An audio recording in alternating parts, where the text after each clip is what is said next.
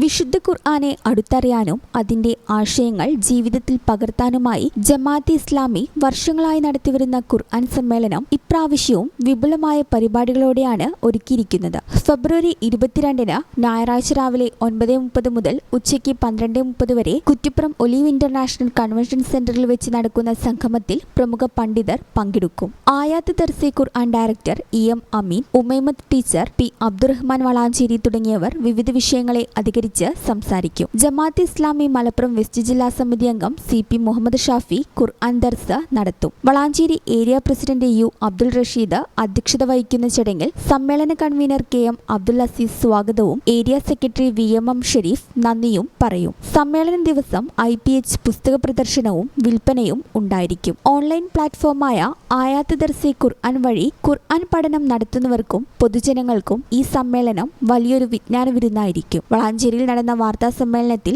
Jamaat-e Islami Hind Valanchery area president U Abdul Rasheed, Valanchery area secretariat അംഗങ്ങൾ U Muhammad Ali, KV Kunhu Muhammad, PP Abdurahman എന്നിവർ പങ്കെടുത്തു. ഈ ചാനൽ ന്യൂസ് വളാഞ്ചേരി. എന്താണ് ബ്രൈഡ്, ഇനി എപ്പോ റെഡിയാവനാ?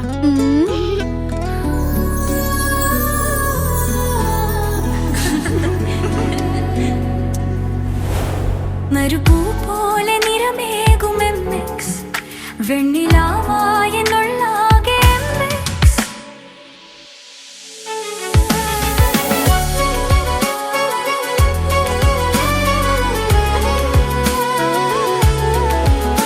മനസ്സിലുണ്ടോ?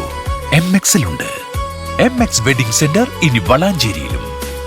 MX wedding centre Valanchery, Pattambi, Koottanad, Koppam, Kecheri.